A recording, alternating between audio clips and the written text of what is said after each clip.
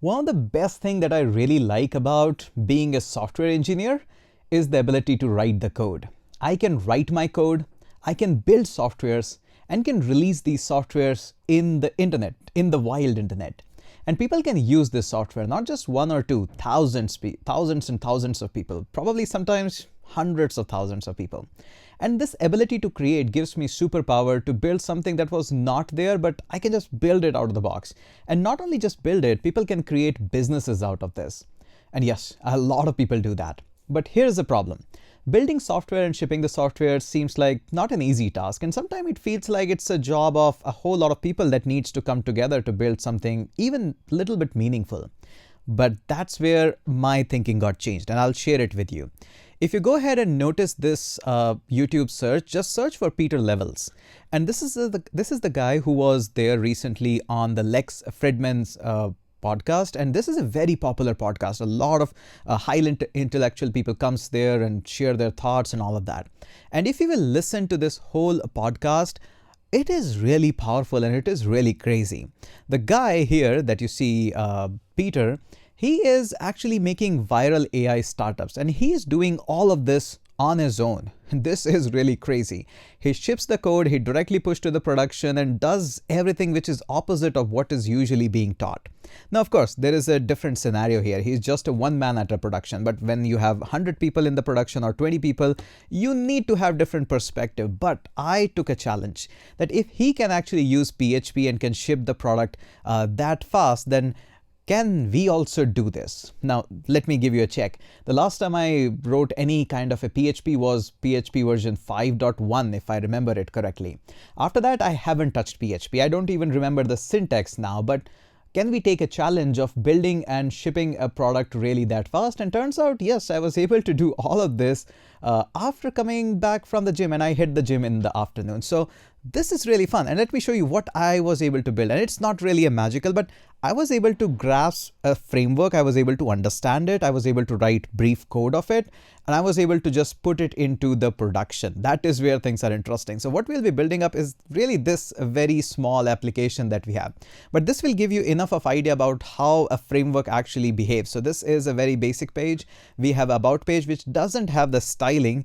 This one has the styling, but there is also a page known as tease, if I remember tease. This doesn't have any styling, and there's a reason why that, because I designed it this way so that I can teach you some stuff. And when I go back, there is a designing again kicking in back. And again, this is all what we have. So we have tease/1. So this is dynamically capturing the things. So routing and all those layouts and stuff, these are all there. So I can change it to 2, I can change it to 3. So this is really a basic foundation of any framework. I'm able to write my routes. I'm able to handle these routes. I'm able to do some kind of a calculation with that. The whole kind of templatings, I'm able to do that. I'm able to even build custom components in that. And what surprised me that I was able to so easily able to just put this into production. Not only that, it was super easy to put into production with the database, with the caching layer, even with the mail servers, and so many other things that possibly can be done. But this is a video which is a little different from that. So I thought, let's make a video, a challenge about exploring Laravel and put Laravel into production with the help of Cloudways, which is a product or a subsidiary company from the DigitalOcean, which makes it so easy to put things into production. Not only just that, it actually encourages all the best practices that you can do. And can we, under some hours, let's just say less than 2 hours or something, can we explore Laravel, and can I make you understand Laravel good enough that even you haven't coded any PHP, you will be able to do exactly what I'm doing here, and you will be able to get comfortable with the Laravel. That's a good challenge. That's exactly what we'll be doing. So what we'll be doing in this, we'll be designing this application. We'll definitely design it much better. This was my just a rough work to prepare before recording this video. And once we're done with this, then I'll walk you through the whole part of how you can actually spin up the servers, which really costs really less. And this is really surprising. And you can put things into production. Not just this thing, we have so many things that we can do up here. By the way, don't worry about the IPs and everything. We'll be deleting. My application is in production, but if I go ahead and click on the servers, there are so many things in the server. Don't worry about the username, password. I'll just change all of this. I have my settings, I have my packages. It's all click. And a lot of people who are afraid of putting things into production, it is not that bad. We have MariaDB available, which is kind of a MySQL. not kind of MySQL, but a fork of MySQL. We have PHP and able to modify and update my PHP just with a click of button. I can even install a whole lot of things like supervisor, a queue system, RabbitMQ. Like, that's nice. And I even have a backup, SMTP, all of this. Now, not only that, if I go back, I have now applications, which is my application being running up. I'm able to deploy all of this with just one click via the Git, super easy, but not just like ordinary Git production, how things should be actually moving in the production. And this is recommended way via the Git also. They actually provide all of these SSH settings. This is not your account level SSH. This is a project level SSH, which is even recommended by the Git as well. So I was able to do all of this. Even I can manage the SSL certificates. I can manage the Cloudflares, all of this up here. This is interesting. So I was able to build all of this. And in this entire video, I will walk you through, and let's together take a challenge of handling the PHP, not just the PHP, the Laravel, and can we build a full stack application and can deploy it under whatever hours it takes. So I'm not worried about the hours it takes, but I'm worried about, are you going to follow me up? So put down in the comment section that yes, we are excited for this one. And if Peter can do it, we can at least try this out. This is a good learning journey and it's going to be a great challenge for me. I haven't written PHP in a while, but can we do that? And turns out, yes, of course we can do that. So let me share the things with you that how it got started and how it all went up. So sit back, relax, enjoy, and you're going to be having so much fun with that. So first of all, PHP is really a nice programming language. Turns out a lot of hate that comes from PHP, or people who says PHP will die, have been saying this from last 4 years. It haven't died. In fact, the container of the PHP which is on the web is increasing day by day. Thankfully, WordPress consumes a lot of that, but turns out Laravel is also consuming a lot of this. So PHP has a lot of frameworks that can go with that, or even a lot of CMS that goes on. Now, you might have heard about WordPress quite a lot these days, especially when the drama is going on. We are not going into the WordPress route. This is not that I enjoy so much. I do have written fair share of my WordPress configurations in the past, but I don't want to go with that. What I want to go with that is Laravel path. I want to learn about the framework and all of that. And once I'm done with this, I want to move on to Cloudways, which is a product now by DigitalOcean. But what I really like about this is that I can just go up here and I can spin up my servers. So if I just go ahead and click on add server, I would be running a Laravel into this one, and my project, I don't have a project as of now, but I can just choose my servers from DigitalOcean, Vultr, Linode, whatever I wish. And I can just choose a machine. Even a 4 GB machine cost me just 54, which is nice. But if I go ahead and shrink it up, it cost me just $11. And this is not a surprise $11. This will always be $11. This is what you love about the VPS.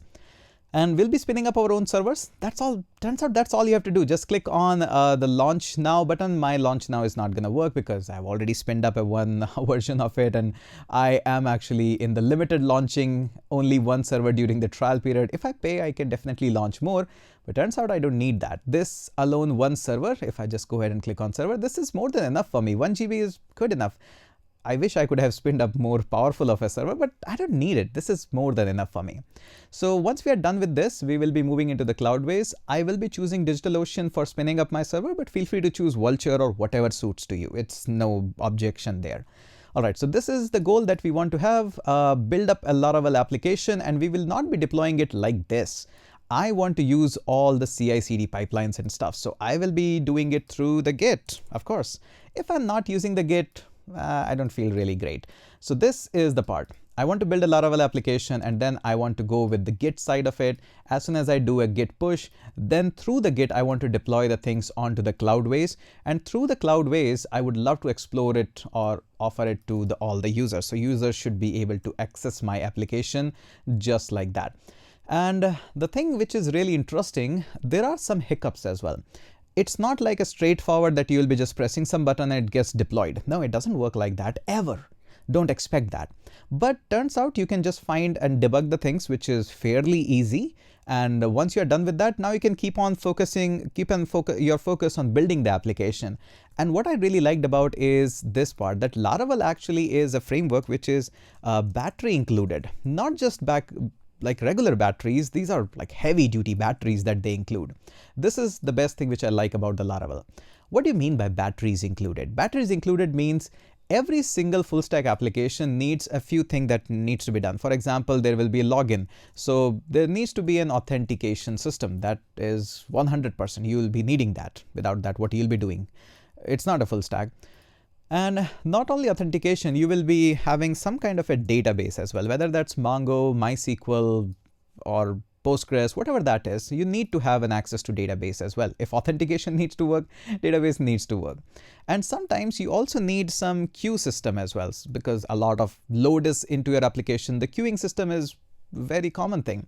Not only that, we need a lot more things to work with that. But again, it's optional battery included. Sometimes maybe I don't need a queue for my application. Maybe I don't need even a database for my application. So I can just ignore all that part. If I need, I can just inject those batteries wherever I like. And this is what I really like about Laravel. So if I go into the Laravel, the PHP framework for web artisans, very fancy name, very fancy of them. And what does it really mean? So if you go ahead and click on the ecosystem, they give you everything. If you want to enable payment system, there's a reverb. I checked out a few of them, not all of them to be honest. I checked out a few of them and turns out there's a lot of things that I can do. And then once you go up here and you can just click on the ecosystems and Forge and Vapors, and even if you go into the documentation, they say how to configure it, installation. If you go into installation, it says installing PHP Laravel installer, create an application, configuration. Oh man, it's a lot. It's a lot. How can somebody get started? You need to get started with PHP Composer, Laravel installer, then Node. Obviously, I have Node. I work with that. But do I need to do all of this? Turns out no. I did a little bit more dig up and I don't have to do anything. Actually, there is a nice and interesting thing which you can search for. This is Laravel Herd. I don't know why it is not mentioned on the documentation page up front. It should be a big button here. Go with the herd. That should be it. And if you go up here, you will notice Laravel development perfected. Why is it not in the documentation page? It should be there. Turns out there is a pricing as well, but you don't need to go with the pricing way. You can always go with the Herd Basics, which is free, more than enough to get started with that. But later on, if you just pay them $4,700, I don't know. I'm not here to promote this or all of this, but if you wish, you can buy it. It's totally up to you. Go ahead and download it for Mac, or if you're on the Windows, turns out it is exactly same for Windows as well. Once you have downloaded it and have installed it, for me, it was just drag and drop into application folder. That is it. That is the installation. And what it did all of these things. Now I have an Nginx in my system. I have a PHP in my system. I have a MySQL on my system. Really nice. And it gives me this top icon of the herd and I can click on the sites. Notice here, Nginx, DNSMusk, FPM. I have no idea about that. And uses PHP 8, and I can open the configuration file. I can even open the settings. Of course, some of the settings are paid, like obviously the mail if you want to go with that, or dumps, or maybe services if you want to have Redis or something. Yeah, you can have Redis out of the box. Surprised me. You can also manage your Node versions with it, PHP versions. So all of this is available here. What's interesting and really interesting about, I can click on the sites and it gives me this panel. This is a small panel here. And in this panel, it mentions that eStore, which I created as a test application, but I can just click on this plus icon and create a new application. And notice here the PHP version, this one is using 8.3. We are going with the Node version of 20. Good enough. I can click on this. This gives a Laravel project or link existing project. No, I need a new project. So I'll just click on the next. You can obviously choose Laravel Breeze and Jetstream. I'll probably do another video if you request it in the bottom section about what kind of more system or starter kit we can use. I just went with the starter kit. Click on the next and it says, hey, what do you want to call it? I would like to call it as YouTube. Turns out decent name, but it can be flagged. YouTube Cloudways. I think I will not use dash. I'll just say YouTube Cloudways. Yeah, that's good enough. It will put this project into the herd folder. I'll walk you through with that. The testing framework pest, I'm not bothered about the testing framework yet. I'm pretty sure Levels is also not bothered much about writing the test, but we have the most famous ones. We can initialize a Git repository if you wish. I would highly recommend it to do so because we'll be pushing the things onto the Git as well. So why not? Let's just do it. Click on the next. And now notice here, it's creating a project. It doesn't take much of the time. I'll bring in my So notice here in my herd directory, which is there in my apple/herd, which is the root of this, it has already created this YouTube Cloudways kind of thing, but it takes a little time on that. And that's it. It's all done. Now, here's the interesting part. I can open it up in the browser directly. Let's try this out. If I open this up, there we go. My application is all up and running. It says, hey, it's a YouTube Cloudways.test. So it's not a localhost something. You can definitely go there, but it just works. It works really nicely. So what would I do or like to do now is fire up my VS Code and would like to show you that what it gives us out of the box, and do we really understand this whole thing. My VS Code is a little slow. Probably my system is entirely slow. I haven't turned it off in months. So I'll just drag and drop this YouTube Cloudways folder up here. Now this is the point where a lot of people get scared of the Laravel, and I'm pretty sure you are also. So as turns out, this left-hand side, this whole folders, and if I just remove myself from here,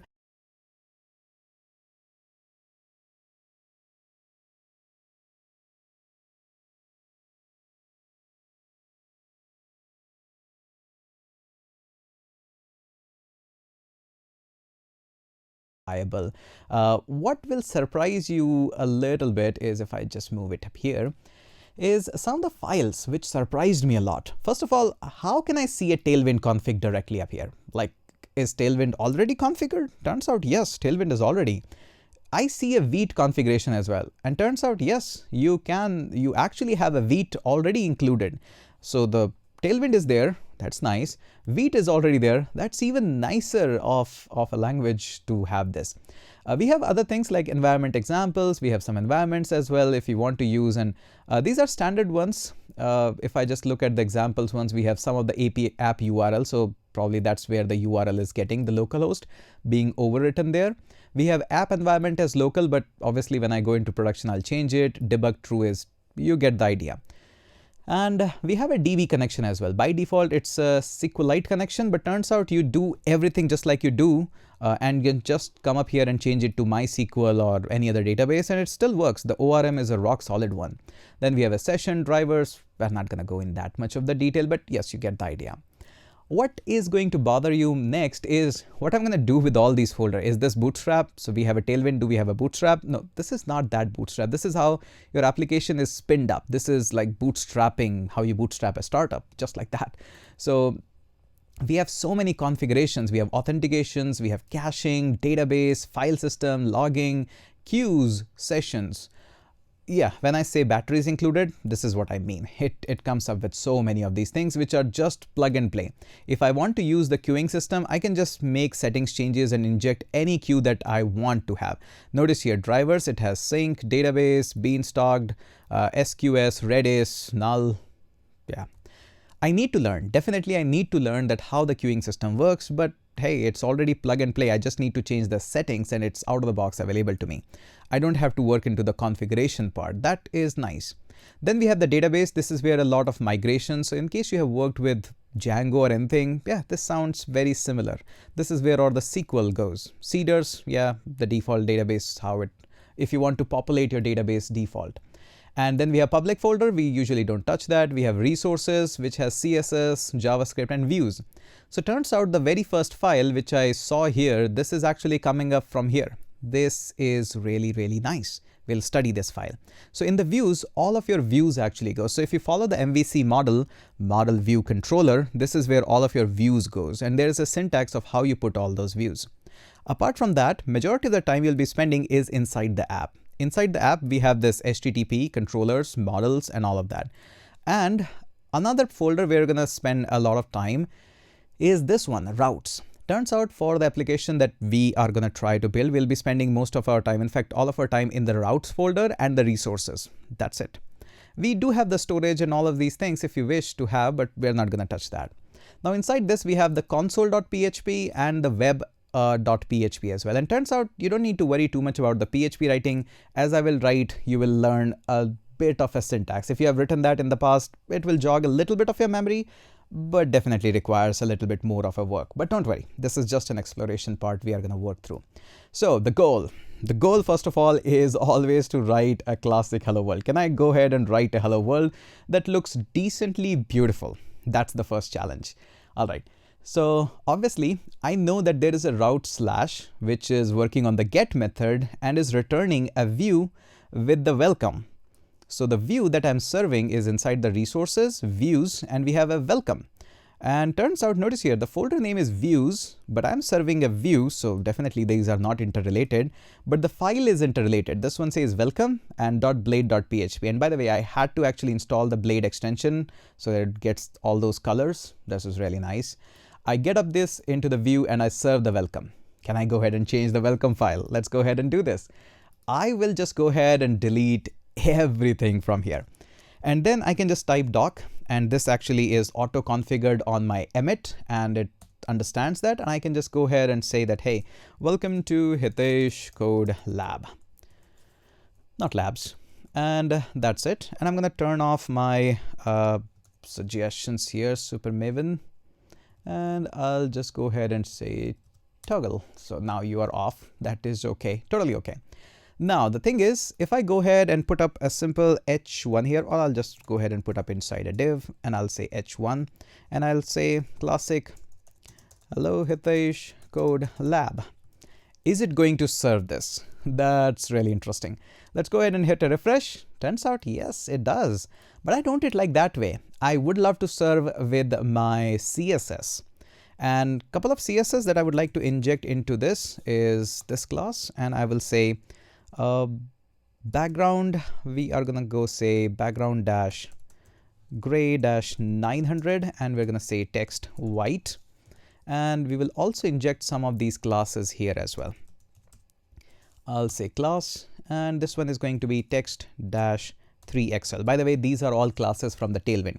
If I go ahead and refresh this, nothing happens there. Why it doesn't happen? Because obvious reason is I'm not linking any of the CSS files. So how can I go ahead and link these CSS? This is the CSS app.css. I need to link this up. How can I go ahead and link this basic or a very classic file, which is going up here? Now, turns out there's a lot that we can do to include this one. There are a couple of ways actually. The easiest one is, since we have access of this Vite configuration, Vite is aware of this, that I have resources slash CSS, I have resources slash JS. So I can use Vite as a plugin to just bind everything up. I can just directly address them as well. There is another way of doing that. I find it out while researching about that. But turns out the easiest way of doing this is going up here and then just go ahead and type Vite just like this. Not like that actually, @Vite. All right, so this is Vite.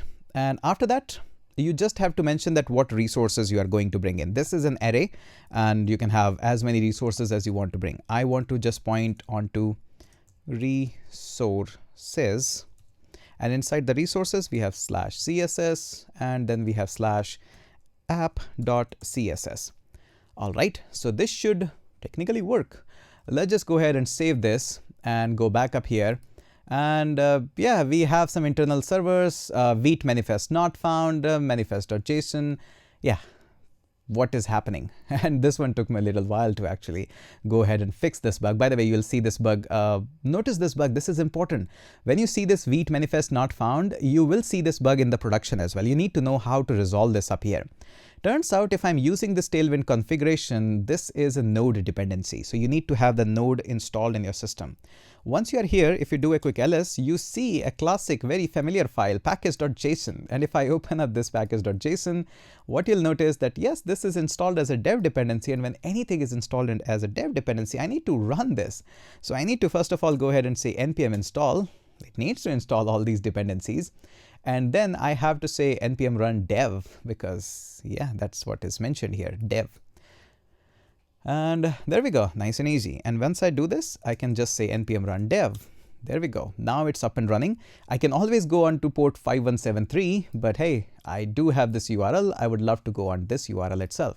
If I go ahead and hit a refresh, it works. There is something Hitesh Code Lab, but turns out the background property is not applying. So it's something that is fault on my side, not on that side. So I'll just go ahead and say bg-gray-900, fix this up. There we go, looks nice. Now, since we have this div, I would love to add a couple of more classes, which I guess everybody remembers. We're going to go ahead and inject flex. We're going to go ahead and inject flex dash call. And then we're going to say items center so that everything centers. And we're going to say justify center. And then we need to give min dash h dash screen. Hopefully this brings it to the center. All right, decent, not bad, not bad. And we can even give some background colors and stuff. So let's just say bg dash blue dash 500. We're going to give some padding of 4. Rounded. I think we can have a little bit of fun. Rounded XL. All right, not bad, not bad. So despite you not knowing too much about the Laravel, we are able to at least code a decent stuff and you understand a bit of it. So notice here how quickly you were able to understand that what are the integrities and what are the details with the help of this video. And I really like this part. Now coming back onto this part, which is web.php. So turns out I can just use this exact syntax to serve into different routes. This is the next thing I have to figure out. I've already figured out a way to run my Tailwind CSS. I've already figured out what file to manage to at least have my home page being rendered. And once I have this home page here, I can just go on to any website. For example, I can just go to Tailwind CSS and I can browse their components and I can use some of their components. So let's just say, what do I want here? Probably one of this I would love to grab, but which one? Headers. And I think only first one is allowed. Rest of all are paid. What can I do? Let's just go. We want just the HTML version of it. Let's just copy this. I'll show you a better version of doing this, but can we do this? This is what my point is. I can just hit a little bit of a line here, just paste this up, save this and go back. And in my, this part, yep. Notice here, I do have a nav bar here, which is nice. So it turns out I can use any of the components which you are using for the Tailwind. I don't want this. This is too big and not so great. So I think you get the idea that any component that you're using either from Tailwind or any other library that you have been using, you can actually go ahead and use that. And turns out there's a nice documentation for almost all of them. So yeah, that's the whole point. So the whole idea is that within just one video, you were able to understand at least the basics of how the Laravel works, how the Tailwind is configured in the Laravel, and how can I use it, run it, and put that even in the production as well. All right, so this is one is okay. Now let's move on to the next part of it where we actually go ahead and understand that can we create more routes onto this one. So this one is route get. Obviously this is a get route, and of course I can write all of the route, post, put, whatever I wish, but I would love to create another route here. So the easiest way to do so is just grab a copy of it. So let's just say we want to have a duplicate of this, and I'll just grab it just like that. And I'll say I want to create an about route. Can I do that? And turns out I got to know this while researching about this. There is a way how you put actually your resources. So in the views, the welcome is okay, you can have your home page, but any other route that you're creating, turns out there is a way of how you do it. So inside the views, it is supposed that we actually create a folder known as about. So every single route, it is expected, good practices, that you create a folder and inside that you create all of your sub files. So I'll create an about, and inside this, I can name the file as about, or I can name this as index because this is the only one. And I can call this one as blade.php. All right. Now what we're going to do is simply hit the dock just like that and a couple of tabs, and we're going to call this one as about route. And let's just have a simple div, and we're going to have a simple h1 that says about page. Yeah, that's good enough. Now, how can I do this? This looks like a really ordinary HTML page, but it's not. It's a Blade PHP page. And that's what a lot of people love about PHP, that you can really write an HTML. And how can I do this? Now, interestingly, there is a way how you actually define this. So view always remains like that. And after that, the way how you address the folders is just about. And after that, you put up a dot actually, and then the file name. If it is index, call it index. If it is about, call it as about. So this about.index is now going to be responsible for serving this page. That's it. Yeah, literally that's it. And if I go back up here, nothing happens. But if I go on to a page /about, there's an about page. Really nice. And I can actually go into this welcome page, and I can have a simple link at the top. So I can just have an, oops, not this one.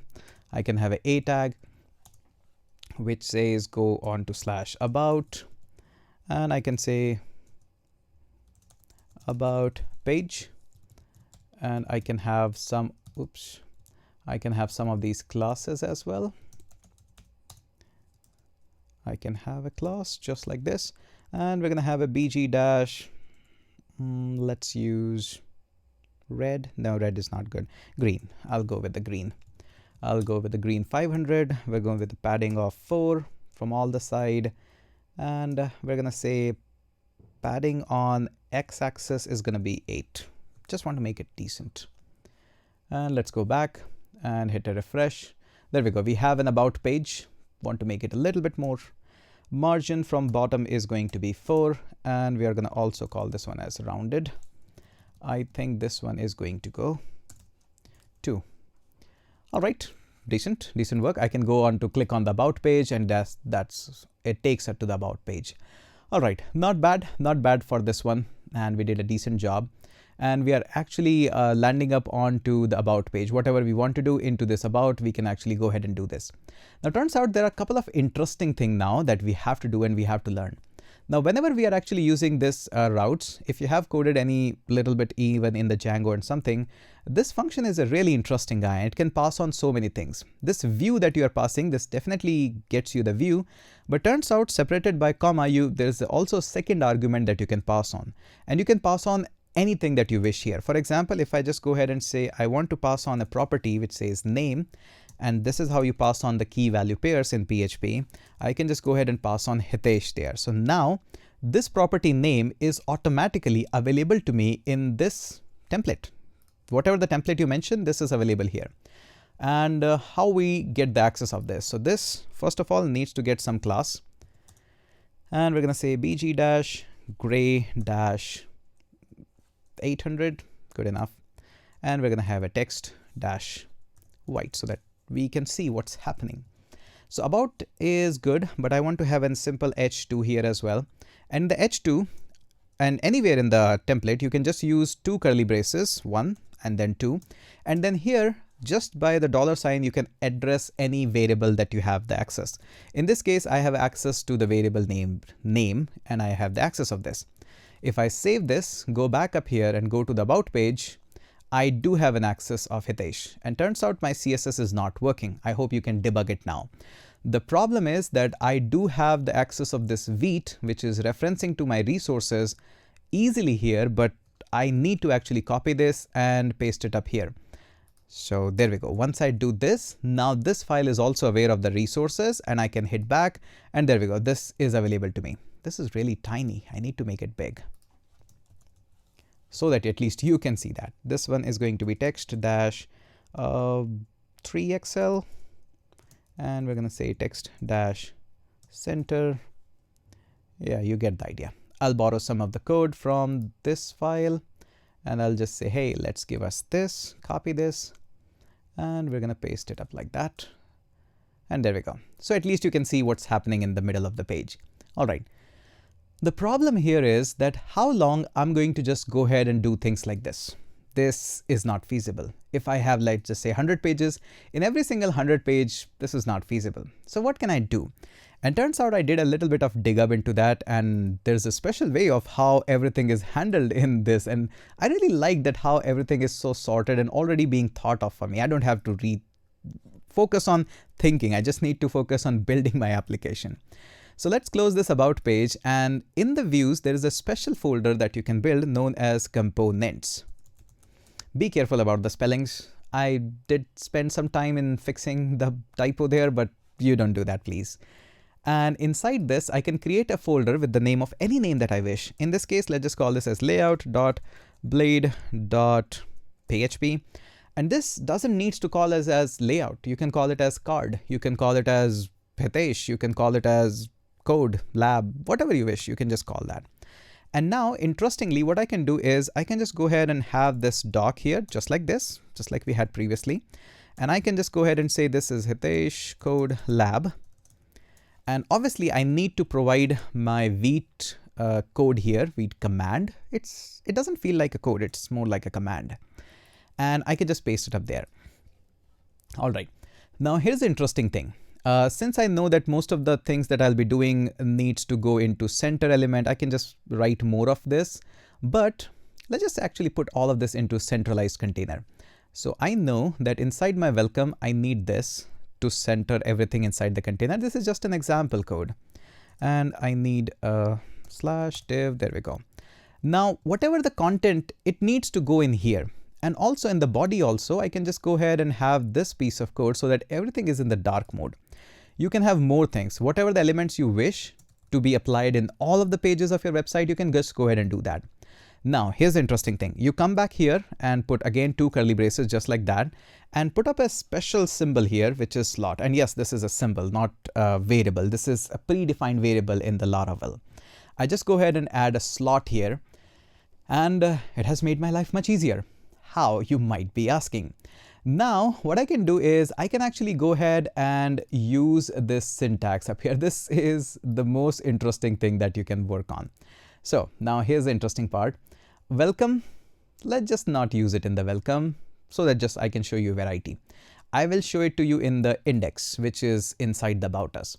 So I'll just go ahead and take this piece of code because I need it. I'll cut it out.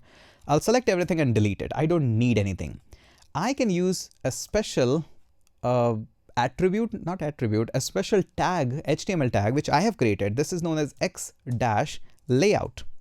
And there's a special syntax about it. So I'll just go ahead and go like this, and I'll say /x-layout, just like that. So whatever the file name you create inside this component folder, layout or maybe card, this is exactly that. And you have to always prefix that with the x dash. This is a kind of a Laravel thing that it says that, hey, you might sometimes call this as image, and there's also already an image tag. So hey, don't do that. So every single custom component that you're going to build is going to be x dash, and this is really cool. And what it does, it brings everything from your layout. So since you have named it layout, it will bring everything from the layout here. Only thing that you are allowed now is to inject your code, and this will be injected exactly at this spot, not anywhere else. So I can just come back here into index, this part, and I can just paste the code which I borrowed. So this is my about, and this is my name. And once I save this now, notice here how short the code is. I just have to design my layout once. I can just come back here, and there we go. Now I can design as many pages I wish, and the only code that's going to go there is this much of the piece. This is really nice. And this is not like the only feature which is available in Laravel. This is available in Django and a couple of others as well, even Next.js and all of them supports. But I like this. I enjoy coding and I enjoy these kinds of things. So there we go. All right, so this is the basics that we have gone through. Now let's work a little bit more on that. Let's spend time into the web PHP. This is the part. So turns out we have figured out that how we can have multiple routes, and I'm pretty sure now you have the capability to build a simple website. At least I highly recommend you to try this out. Build a Laravel website which has a home page, about us, contact us, and bring up some Tailwind component. Show off these components here. At least bring up them from the Tailwind website or any other. There are so many UI libraries these days available. Bring them up and at least host your website. At least have an experience of that. And now let's move on to the next phase of it. Now the next part or the next phase of it is how we can learn more about this web and give you a little bit taste of PHP. So let me go ahead and work with that. So turns out the next route that I want to create, I'll manually go ahead and create this. This again is going to handle a GET request, and the request that is going to handle is going to be /tease. I love tease. And the second part is obviously a classic function. You have written function in other languages, it's exactly same. All right, and don't forget semicolons. I come from a JavaScript land and Python land. I don't use semicolons that often, so I forget them. Now, just like I was able to pass on this variable, I would love to pass on an array which contains a lot of teas. So this is how you define a variable in PHP. There we go. And I'll just have an array. And inside this array, let's have a couple of properties. So this is going to be name, and the value of the name is going to be masala chai. And what else we have? Price. Oops, I need to use quotes. Price. The price is going to be, let's just say 100 rupees for this one. And I'll also give the ID to each one of them. This one is 1. I'll put up a comma just there and have a couple of them. 3, I think these are good enough. And don't forget the semicolons here. I'll just shrink this a little bit. All right, so now it's time to change this. This one is going to be ginger chai. This one is going to be Assam special. This one is going to be 150. This one is going to be 200. Expensive teas. These are in rupees, not in dollars. And of course, we need to give the unique IDs, although it comes from a database, so there I don't have to bother or worry about. Now, this return statement goes exactly like that, and I can just use this. So notice how comfortable you are feeling already. And that's why I say explore as much as possible. And I'll just say return a view. What view you want to return? I would return you a view which is inside the teas folder, and inside that there will be index. It doesn't exist yet. I'll create that. And I will also pass on you a variable which you are going to call as teas. And the value that it's going to get is from this variable that I declared above. This is teas. And that's it. That's all we got to do. All right. Now that we have mentioned that we have a route which can take you to the teas, how can I go ahead and move on to this one? And turns out, yes, exactly same things we have to follow. Just like in the V's we create about, we're going to create a new folder, which is going to call as teas. And inside that, don't forget the extension. So this one is going to call as index dot blade dot php. The moment you call it as blade.php, that means definitely 100% you can inject PHP into that, but you can also inject blade to it. Blade actually is a syntactical sugar over the PHP. One of the complaints that a lot of people have said about it, about the PHP as well, that it sometimes is a syntactical pain to work on with the PHP, and I can tell you, yeah, it is. Blade PHP. If we go ahead and learn about more onto this one, it's not really that bad to learn. If you go ahead and work on with this, it shows you how to display the data. All of these things are there, and I spend good amount of time. You can use a lot of things which are already cooked up, like time and stuff. You can use routing, middleware controllers. And if you go ahead and look about the architectural, getting started, basics, all of these directives are there. And what I really like about this is the Blade JavaScript framework. No, not this one. Rendering the JSON. There's some, yeah, here it is. The if statement. So it actually gives you on the home page that how you can use all the common things like your conditionals, your looping, because these are the foundation. I need to know how the if statement and end statement are being written here. I also need to know how the loops actually works into this one. So the switch case statement, I don't need to dig up too much. I can just learn it up here. So, okay, so @ switch, there's a variable and the case, and it matches for the case, and I can write that and @ break. That's it. That's the syntax. And loop, we have a whole lot of loops, and I really like how precise and concisely they have written up here. We'll be using some of them, so you get the idea. So this is the basics of how you can learn a little bit more about the syntax of the Blade, especially the Blade. Now, okay, so now the next thing that we have to do is go into the teas folder and have the access of this. So my goal is I should be able to create a new file, index this, which I have created. I need to access this teas. I want to loop through it, and I want to display all of this data. That's my goal. Pretty easy, turns out. I'll go into the teas index.blade, and I can actually go ahead and use all the docs, and I can go ahead and use the templates as well. So I can just go ahead and say X layout. That's also, I'm not going to do that. I'll do that into a second folder just to make sure that you have some assignments as well. That's why you saw in the very first that some of the pages were in the dark mode, some of them not. Yeah, that's how I learned.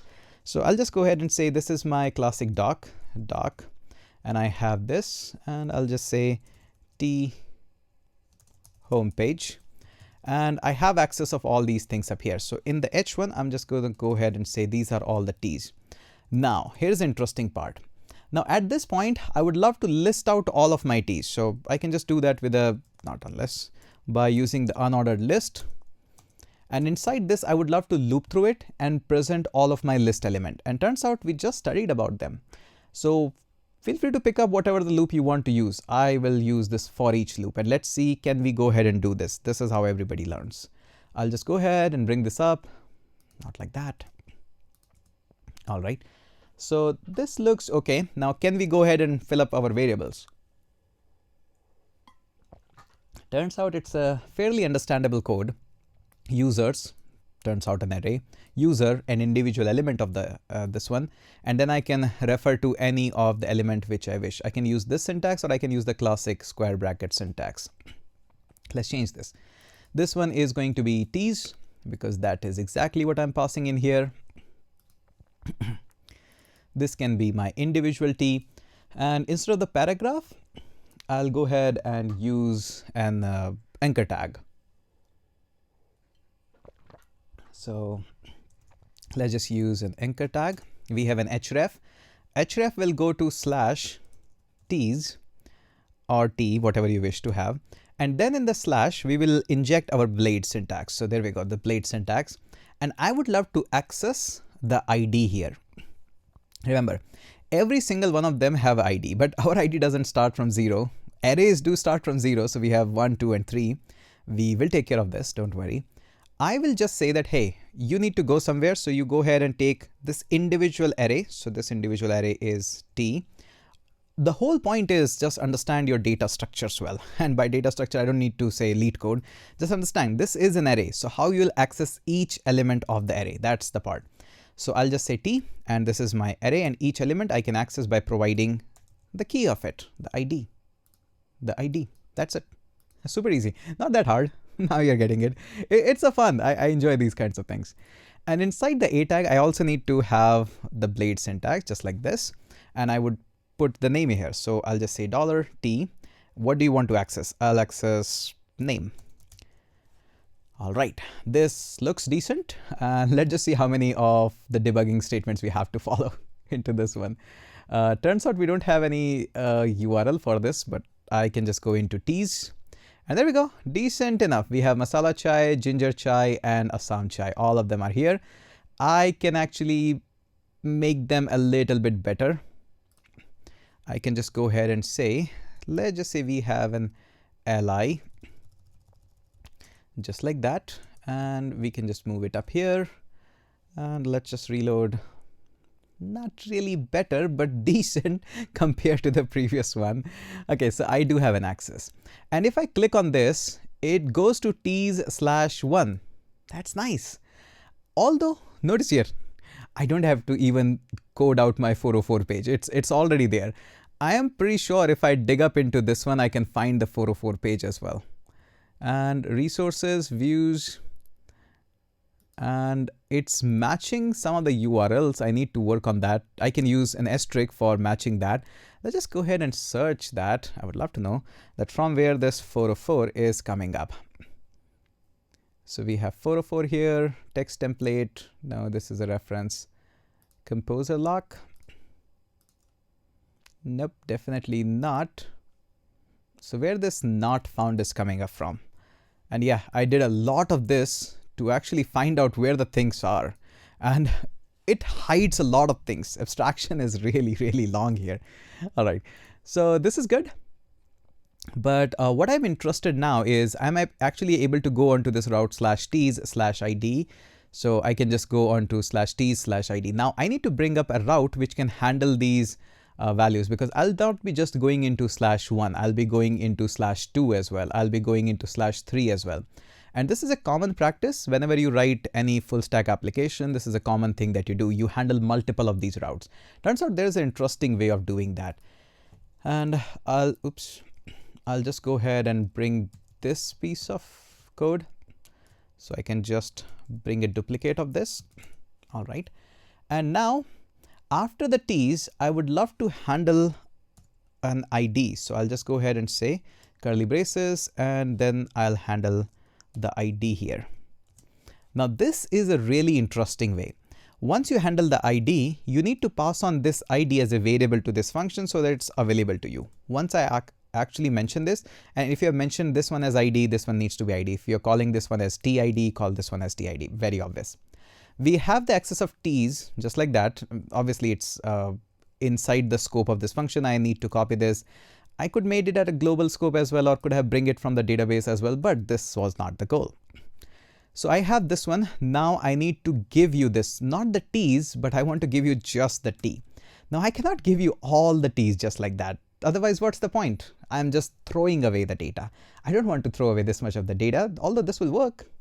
But I would love to send you only the T which you're asking for, and I can find out about it by using the ID. Now, how can I do this? I can just have all the T's, and I can just use the square bracket syntax, and I can say, hey, I will give you this $ID. There's a problem with this. The problem is that when I say 1, this will give you this. When I say 2, this will give you this. When I say 3, it will give you get the point. So it turns out what we have to do is, once I have this ID, very simple, just subtract 1 from it. And we also have to mention whether this ID is also in the less than the length of this array. We are not going to do that check. We are not putting this into that much of production, but you get the point. Also, another thing is, not one route can actually, or one template should be able to serve all of this. So this needs a new page. I'll just go ahead and call this one as T detail. Details. Detail is fine. And then I will just go ahead inside the T. I'll create a new file. I'll call this one as T detail .blade.php. This time I'll use the layout x-layout, and I'll just say layout just like this. Now turns out I can just focus on just the details of the T. All right, so how can I work with that? First of all, a simple h1 would be good, and this h1 would be T details. And all I would love to do is just simply dump the details. So let's just say this one is h2, just like that. And I'll say that since I do have an access of this T, which is an individual, so $T, and I would love to access of just the name to just test this out. And let's just see, how does this work? So I'll just go ahead and refresh this. There we go. We have a Samchai, which is nice. Is it even visible? No, not really. I'll just go ahead and say class. And I'll just say text-3xl. And yep, at least I can make it more big. 5xl. We don't have 5xl. My bad, it's a 4xl. Okay, refresh. We do have 4xl, come on. Text-4xl. If I remember, we have 4xl, or we have till the 3xl only. No worries.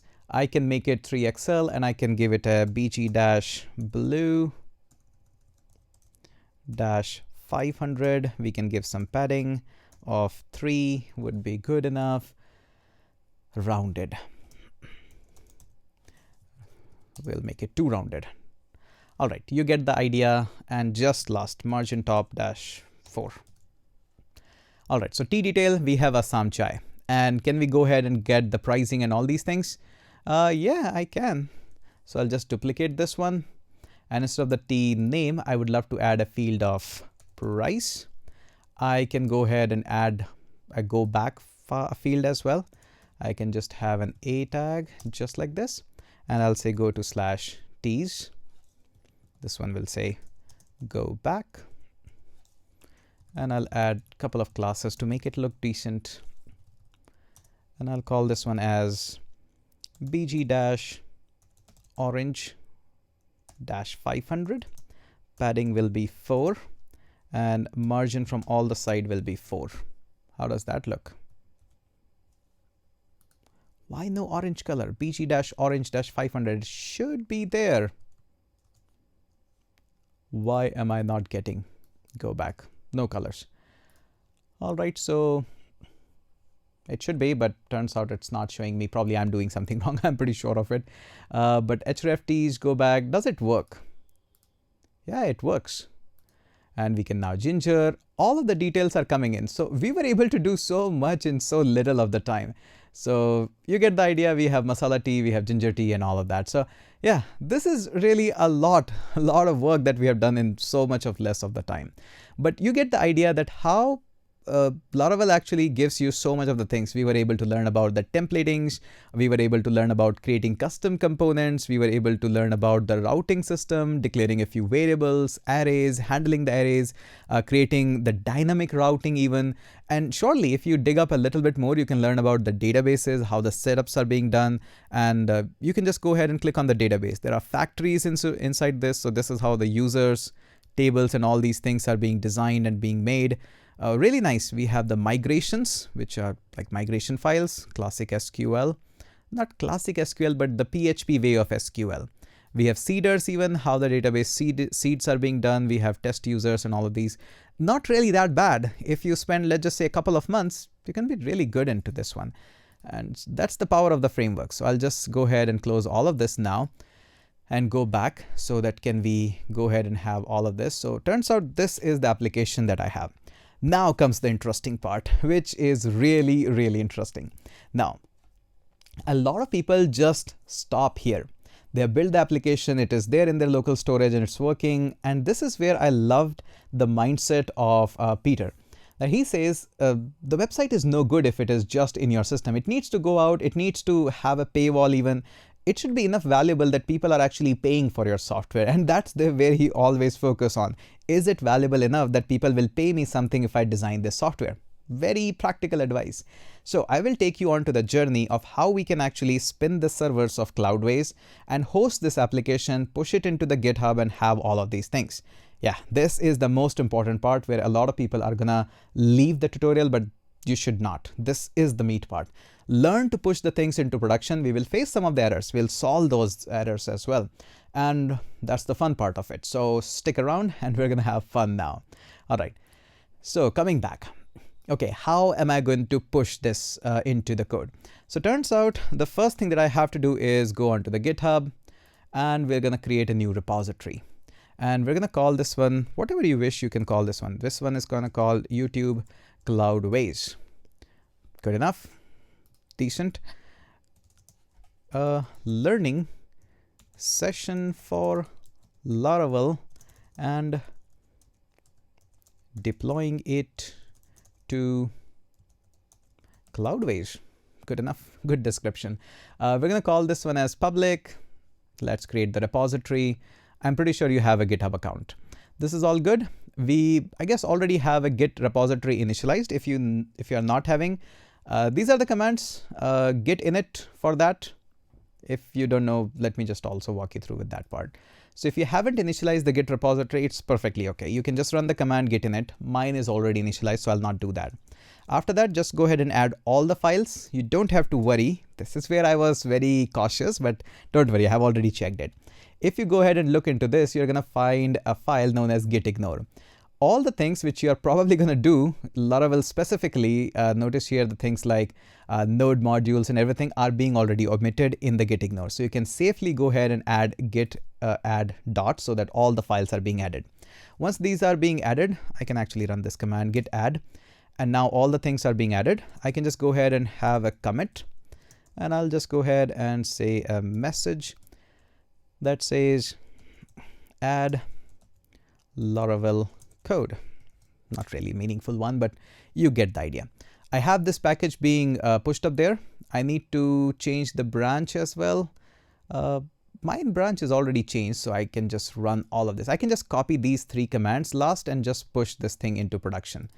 So let's just say not production, but actually onto my GitHub repository. There we go. Super easy. I can just go ahead and come back and refresh. And there we go. All the code is up here. We have Laravel, simple fast routing engine, all these stuff, basic README, classic README file. All right, good enough. Now, what can I do more onto this one? Once this is all done, that means your code is now living in the GitHub. It can live onto other Git repositories, GitLab, wherever you wish. It can be private, public, whatever you wish.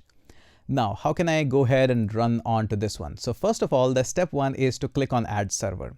I click on Add Server.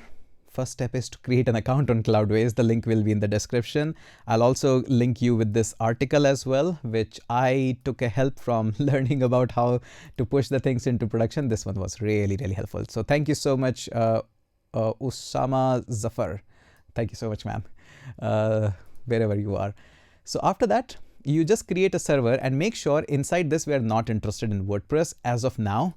We'll just go ahead and click on the Laravel, the custom app that we have. Then go ahead and name your application. So I'm going to call this one as simply YouTube Cloud, something like that. Server name, feel free to call it as your server, whatever. And then your project, you don't need to worry about that. Feel free to choose any of the server. I went with DigitalOcean because I use them a lot, but feel free to use Vultr, Linode. Why these are? Oh, I haven't paid them. Valid reason. And I have to just shrink it. In my case, I shrinked it to 1 GB, but 1 GB is more than enough in your case also. At least try this out. It says $11 monthly, but since you'll not be running the server monthly, even they give you a lot of, this is my same account. I didn't pay them anything. So at least I can try and test them out. And if you are hosting your own portfolio, that's also nice, very cheap. For $11, you can spin up a Laravel project. You can host all of your React applications and whatnot. You can do so much on that. Full stack applications also. Because they give you the whole access of the server via SSH. So you can just pull your Git repository and just run them. That's also nice. I'll just use whatever you wish. Just go ahead and use that. Click on launch now. This actually takes time. It took me around 4 minutes or 3 minutes, somewhat like that, but this is the most important step. It's okay. It's worth the wait. Once you see on that in the all server, you're going to see that, and you can manage your servers from here. We have the IPs as well. We have the username. Also, don't forget to allow all the pop-ups. The site actually gives you some pop-ups to open some things. I'll walk you through that part as well. And then from the monitoring, you can just go ahead and monitor how your server is performing. What's the summary, uptime, downtime, traffic, whatever all that is. I'll just give you a brief tour of this as well, because I think that would be super helpful for you. Managed service, you have a whole lot of managed services. You want to have the Redis, PHP, FPM. Relic is really nice and interesting. You should read about that. Nginx is already running, so have to do nothing. In the packages, what I did is, just to test this out, I actually clicked on the package and changed it to PHP 8.2. And if you want to upgrade it to PHP 8.3, just click on that. It takes a couple of minutes, depends on how powerful your server is. It just does it for you. I don't have to go and do all these things. In the security options, you have a lot of things, firewalls, whatever, all the things, classic one. You can scale it up, back up. You get the basics. You get the idea how the server works. And after that, we have the applications as well. One of the previous application is already running, which I showed you. I can just go ahead and delete this application. And checking for backup. No, I don't have a backup. I can just go ahead and remove this since I have to deploy a fresh new application. And please type delete. Oh, I have to type delete. My bad. And delete the application. You cannot delete the only application that you have a server. You'll need to have another one first to delete this. Never mind. I can host 2 applications. That's also fine. So I'll just add the application. And I want to select a server. I just have one, which is your server, and I'll add the application here. What application I would love to add? I would love to add a Laravel. Recommended 4 GB for production, but hey, we are not in production. We are on a light traffic. I'm going to call this one as YouTube Cloudways. Select the project. Nothing is there. Add the application, please. All right, this takes a good few minutes. Yeah. This time it was fast. So on one server, and if the server is decently powerful with the 4 GB RAMs or something, the amount of application that you can host on this is really, really crazy. So let's wait it for a couple of seconds. It's going to say 2 minutes it's going to take. So hey, take 2 minutes. All right, so it took some time and now it's ready. Obviously, the server is very, very low, but I can see the applications, your application, which is the previous one you saw. And it turns out this application is not going to be just like ready. If you just click on this, no, this is not going to be up and running, and it shouldn't be. Notice here, it says getting started with Laravel, blah, blah stuff and all of that. The most important part, the reason why it is not working. Why it is not working, because if you go ahead and look onto a .env file, which is there, so the whole Cloudways server take care of deploying your application. I'll go into the servers and walk you through that, how it looks like there and all of this. You'll notice the app URL is YouTube Cloudways test. So this is what I created. When Cloudways actually deploy your application, it allocates you a random name. And that's not the name that you want your website to be served on. Your website is either being served on this URL, which is given to you, or maybe you want to have a custom domain onto this one. So how can we go ahead and resolve this situation? First of all, I'll take you there into the Cloudways so that I can walk you through that, how we can set this all up. So this is your database name, username and password. We can launch a database manager. I'll walk you through. This is the part which I really like, that I can have a database in just 1 GB and just in $11. This alone is really nice. But again, a couple of options. We are mostly interested in either in the SSL, which is my favorite part. I can just do that so easily. I can have this, and Let's Encrypt will take care of all the things. Yeah, just have to enter email and click done. But the most important part is deploy by Git. This is the most interesting way of deployment which I liked, and this is secure way of deploying your application onto a system. It says that, hey, I'm not gonna this is a full stack application. You will be interacting with database and a whole lot of things. This is not just a front-end application that you just throw it on Netlify or Vercel or anywhere. Although it works nicely in that case because it's a front-end only application, this is a full stack application. So it first says that, hey, we're gonna generate an SSH key. And this is not the SSH key that you inject in your whole GitHub account. No, you don't do that. You actually go into your GitHub and you click on the settings, and inside the settings, you're going to see the deploy keys. Yeah, this is where the deploy keys. If you click on this, this is where it needs to add the keys up here. And this is where once you add it, probably will ask the password as well, but you get the idea. So it's still generating, take some time, let it generate. All right, so it has generated the SSH key, really easy. I can just click on view SSH key and I can click on the copy button, copy, and I can go up here, call this one as Cloudways deployment. Feel free to call it whatever you like. It doesn't really matter much. Deployment. And I can just paste the key as it is, and you don't need to give the allow write access, like why Cloudways needs to write in my repository. I'll be writing it, so no need to provide that. Click on add key, and this is going to ask the password. Let me give the password, or I can just use GitHub Mobile. Yeah, wow, that's nice. I can just tap in. This is really nice. Anyways, always keep the GitHub app. It should be popping me up to tap on. Oh, I have to write it. 84, approve. Don't have to even write the password. That's nice. Come on, detect it. There we go.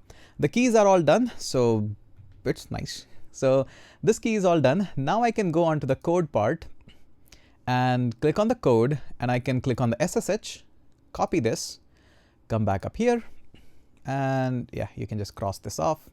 And the remote address, I can just go ahead and click on this, click on authenticate. This one is going to take another few good seconds, probably 30-40 seconds. All right, so it took some time and now it's all done. I can just deploy. I have only one branch, but I can select the branch and it's going to deploy everything on the public_HTML. We will definitely walk through with that. I'll just say start deployment, and this one is going to take a couple of minutes, good minutes. But turns out we and nobody should expect that this you have brought in and have deployed it, it's going to work out of the box. This is not how full stack application should work. If it works like that, no, that's not a good thing. It should fail at this point. So let's just go ahead and say this is all good. Now, can I go back onto this? I can just click on this, I guess. And there we go. It's not working. Why is it not working? This is where you learn the server part. This is where you learn the debug part. Don't worry, we'll debug this. It's not a big deal.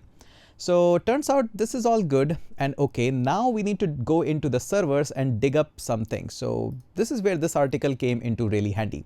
So all the things, new interface, we have done this, all of this, click on the deployment logs and all of these things. The interesting part is now go into your SSH into the server, and you have to run a couple of commands going into your application to make sure everything is there. Just like npm install and all these things needs to be done, this also needs to be done in the PHP area. This is where this article came up really, really handy. I'll walk you through much easier way. Videos are much easier. I'll go into the servers, your server, and I'll go into this one. Oh, by the way, first of all, before going into the server, I need to go into application and find out what's the name of my application. It's not YouTube Cloudways. If I go up here, notice here the DB name is KES. That's exactly going to be the name of your application. So it starts with KES. I do have another application which is also there. So that name is a little different. That starts with GMR. So I don't want to go into GMR. I want to go into the K one, KES. That's it. That's all you need to remember. I'll go into the server and I'll say, hey, I want to launch the SSH terminal. This is the point where you need to enable your pop-ups. It actually opens up this, and it even sometimes asks you that, hey, proceed with caution and all of that, because you're proceeding to an IP. It's not, browsers don't like IPs. So now I can just go ahead and copy the username. So copy that and go into the shell and paste it, enter, and now I need to copy the password. I'll copy that and I'll paste this. It will not show you, just hit enter, and there you go, you are logged in. Now turns out, now if you just go ahead and do ls, there is an application which is a symlink. I'm not going to go much into what symlink is, but it is there somewhere. So go into the application and now you'll see the two suggestions here. The first one is GMR and the second one is KES. You get the point. We are going to go into the KES, and inside this, if I go ahead and do ls, or you'll see the public HTML. This is the folder where we go. How do I know this? I actually checked into this. They literally asked me, hey, you need to go into public HTML of whatever your application name is. So come back here and I'll say go into public HTML, do a quick ls. All of the things are here. In fact, I can just go ahead and do ls-la or ll, and there we go. So we have a whole lot of things going on up here. A whole lot of things are available for me, especially the things which are interested up here are here, and I want to work with them. All right, so this is all what we have, PHP artisans and whatnot.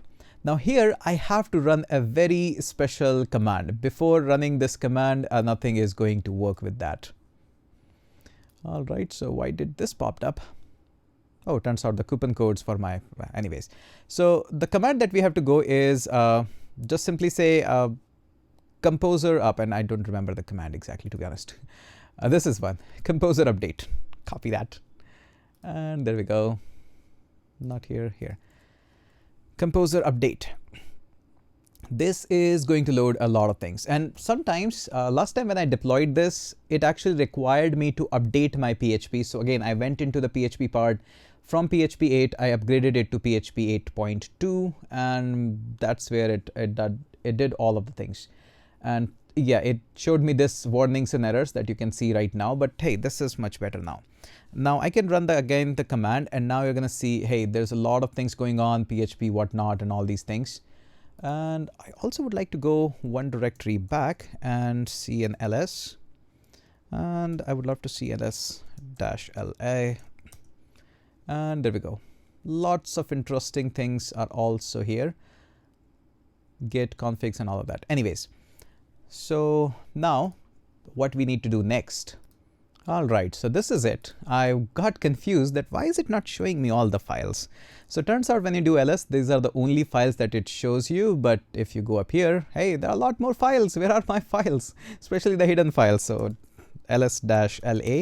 And now it shows me all the files, especially the .env file. This is the most important file that I need to upgrade and update. And let's see. If you go up here, still do this. And there we go. It says, oh, now it says a different error. A Laravel sanctum not found. Why is it not there? Laravel sanctum not found. Turns out I didn't knew that what this is and how is it going to go, and I did a dig up a little bit on the Google how to solve this one. So I found a command which says like this, so which is composer require Laravel/sanctum. Pretty easy, very first top of the Google search. And I just go ahead and install this. And it solves a whole lot of problems. Come on, do this faster. And there we go. Not much of a big deal. So there we go. Now it's all done. Now here's the interesting part. If I go ahead and hit a refresh now, oh, there we go. Wheat manifest not found. What is this? We have already seen this error. So this is what I like about having an experience. So you have seen some things which didn't work in the local. How did you solve it into the local? That's exactly how we're going to solve this here as well. If I do a quick ls, I can see that, hey, just like we saw previously, we have the wheat config, we have our classic package.json. Now here's the most interesting part that I found.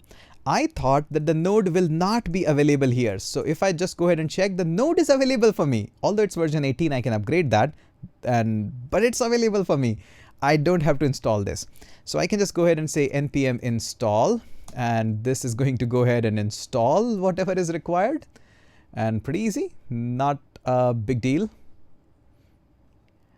All right, and what I have to do next is just say, hey, just like we did the command, if you remember this, package.json, we have the command of npm run dev, which continuously run. But if we want to build in production, this is npm run build command. So that's exactly npm run build. And turns out this should be all it. Now all of your tailwind and everything is generated, and wheat is already there injected in the templates. It should be all good. If I go ahead and hit a refresh, there we go. My application is running now. That's really, really nice. I was able to have it. It works exactly the way I want it. It behaves exactly. And once you see this deployment part here, you'll notice, hey, it's very easy. I can just go ahead and do this. I can go back. I can have this. It works out of the box. Okay, one more thing before we leave off here, I'll want to walk you through this is if you do an ls-la, you will see this .env file. So we need to open up this file. So classic vim.env file, there we go, hit enter. And you're gonna notice that still your app URL says localhost, not a good thing. It should be different one. So we need to fix this. Also it says app debug true. In the production, it should not be debug. Here the app environment says local, this should not be local. And in case somehow that you wish that I want to change my credentials here, so you need to change the credentials here as well. And where are my credentials? And it's supposed to be here, not the AWS. By the way, it can actually use a storage of AWS just by injecting the keys. It's all pre-configured. And I'm pretty sure I've seen somewhere. Yeah, here it is.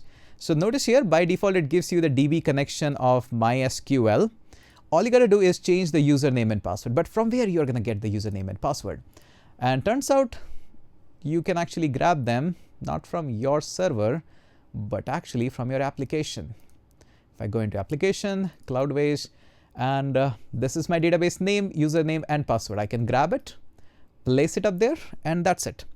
One thing that you have to do is just come back here. I need to go into insert mode, and I'll just remove this. At least this needs to be there for your application. Ours is working fine, but at least this needs to go up there. There we go. We're going to call it a day just with that. And we're going to call escape :wq, write and quit. There we go. It automatically even reloads, and all of these things are taken care of there. It gives no impact, no effect as well as of now. You can also go ahead and do a lot of monitoring, analytics, a lot of these things. And by the way, domain management. If you don't like this domain, you can just click on add domain and add your domain, and that's it. Your website is up and running.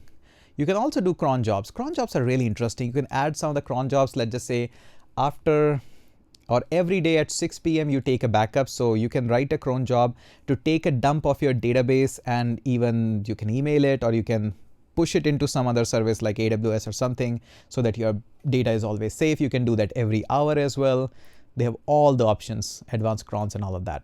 SSL, you get the idea how it's just add the email, click on that's done. So this is really interesting. I found this kind of a hacking of a template or a framework really, really nice. And I can even add CDNs and all of these things. 1 to 4 domain for just $5 per month, and you get all the DDoS protection, image optimization. Yeah, really, really nice. So I really enjoyed this part, that how easy it is to actually have your application in Laravel, and the fun of deploying it. And I barely touched PHP in so many years, but I enjoyed this. every piece of this code, it was fun for me and I enjoyed this, and probably I'll do more videos if you guys ask me. It was so fun. And by the way, all the source code that you want to check around is also available on my GitHub. You can check this out. Go ahead, check out the Cloudways, which is by DigitalOcean, and at least have an experience of deploying all these things. I definitely will be removing all these servers and everything, but I didn't add even my credit card or anything. It allowed me to do all of this for free. So I think thank you for that. Really nice, and so much for that. All right, so how much time we spent? Just 1 hour and 20 minutes, probably less than that, or a little bit around that. And we were able to just learn so much about the Laravel in just with the go. Of course, my only complaint is the documentation of Laravel should say that herd is something which is available out of the box. Otherwise, somebody would have spent so much of their time in just configuring, installing, and all these things. Their time should be going more into the development part, as you guys says, all the PHP guys says. But overall, I would say it was a fun experience. It was not a nightmare. I did similar kind of a video for the Spring Boot as well, but that was on my another channel, the Hindi channel. I'll probably do some kind of similar kind of thing on Spring Boot as well in the future. Let me know if you enjoyed this kind of a hacking or indie hacking video where we just explored the framework and I shared all of my experience and thoughts with that. Again, the link is in the description about the articles that I used, heard, and all these things. I'm pretty sure you are going to be enjoying that part. So that is it for this video. Hope you have enjoyed this, and let's catch up in the next video.